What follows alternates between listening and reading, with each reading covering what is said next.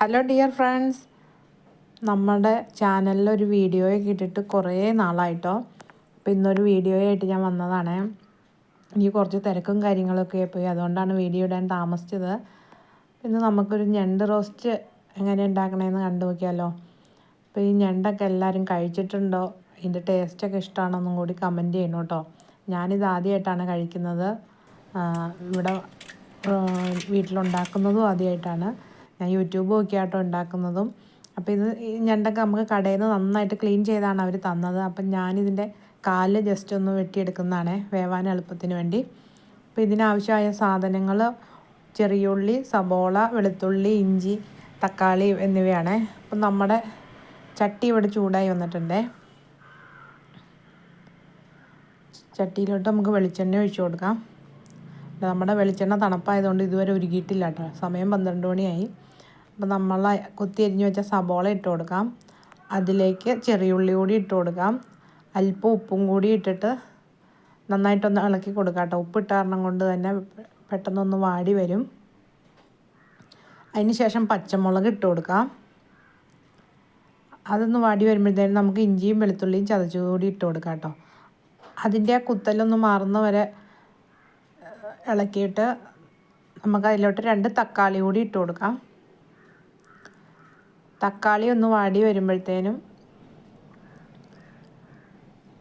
നമുക്ക് പൊടികൾ ഇട്ട് കൊടുക്കാം കേട്ടോ. 2 സ്പൂൺ മുളക് പൊടി, 2 സ്പൂൺ മല്ലിപ്പൊടി, 1 സ്പൂൺ മഞ്ഞൾപ്പൊടി, അല്പം ഗരം മസാല ഞാനിവിടെ പൊടിച്ചതാണേ, അതാണ് ആ കളറിലിരിക്കുന്നത്. അപ്പോൾ ഈ പൊടികളെല്ലാം കൂടി ഇട്ടിട്ട് നന്നായിട്ടൊന്ന് ചൂടാക്കിയെടുക്കാം.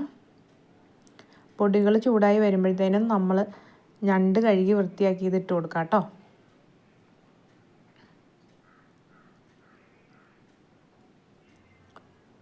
ഇനി അതിന് ശേഷം നമ്മുടെ ഞണ്ട് കൂടി വൃത്തിയാക്കി ഇട്ട് കൊടുക്കാം. അതിലേക്ക് ഞണ്ടിട്ടതിന് ശേഷം നന്നായിട്ടൊന്ന് ഇളക്കി കൊടുക്കാം കേട്ടോ. അപ്പോൾ എൻ്റെ കയ്യിൽ ഫോണ്, ഞാൻ വീഡിയോ പിടിച്ചുകൊണ്ടിരിക്കുവാണേ, അതുകൊണ്ട് എനിക്ക് ഇളക്കാൻ അല്പം ബുദ്ധിമുട്ടായി. അപ്പോൾ എല്ലായിടത്തും അരപ്പ് പിടിക്കുന്ന വരെ ഒന്ന് നന്നായിട്ട് ഇളക്കി കൊടുക്കാം.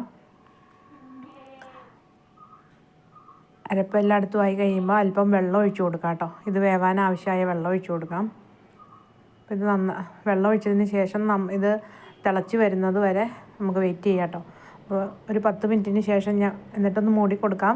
ഒരു 10 മിനിറ്റിന് ശേഷം നന്നായിട്ട് തിളച്ച് വന്നിട്ടുണ്ട്. അപ്പോൾ അല്പം കൂടി ഒന്ന് സെറ്റാവാനുണ്ട് കേട്ടോ. വെള്ളമൊക്കെ പറ്റി വരാനുണ്ട്. അപ്പോൾ ഞാൻ ഒന്നും കൂടി മൂടി വെച്ച് കൊടുത്തു. അതിന് ശേഷം മൂടി തുറന്നപ്പം വെള്ളമൊക്കെ പറ്റി വന്നിട്ടുണ്ട്. അപ്പം നമ്മൾ അതിന് മുമ്പ് അല്പം കറിവേപ്പില ഇട്ട് കൊടുത്തിട്ടുണ്ടായിരുന്നു. അതിന് ശേഷം കുരുമുളക് പൊടിയും കൂടി ഇട്ടിട്ട് ഒന്ന് നന്നായിട്ട് ഇളക്കിയെടുക്കാം കേട്ടോ. ഇപ്പോൾ നന്നായിട്ട് ഫ്രൈ ആയി വന്നു. ഇതിരിക്കും തോറും കുറുകിയും വരും. ഇതെല്ലാവരും കഴിച്ചിട്ടുണ്ടോയെന്നും ഇങ്ങനെയാണോ ഉണ്ടാക്കുന്നതെന്നും കൂടി കമൻറ്റ് ചെയ്യണം കേട്ടോ. അപ്പോൾ ഇത് ഞാൻ ആദ്യമായിട്ടാണ് കഴിക്കുന്നത്. ഞങ്ങൾക്കൊക്കെ ഇഷ്ടപ്പെട്ടു കേട്ടോ. ഇവിടെ മക്കൾക്കൊക്കെ ഭയങ്കര ഇഷ്ടപ്പെട്ടു. അപ്പോൾ എല്ലാവരും ഒന്ന് ട്രൈ ചെയ്ത് നോക്കണം കേട്ടോ. നിങ്ങളുടെ നാട്ടിലൊക്കെ എങ്ങനെയാണോ ഉണ്ടാക്കുന്നതെന്നും കൂടി പറയണേ. അപ്പോൾ വീഡിയോ ഇഷ്ടമായാൽ ലൈക്ക് ചെയ്യുക, ഷെയർ ചെയ്യുക, സബ്സ്ക്രൈബ് ചെയ്യുക. എല്ലാവരുടെയും കമൻറ്റുകൾ താഴെ കൊടുക്കണം കേട്ടോ. Thank you for watching.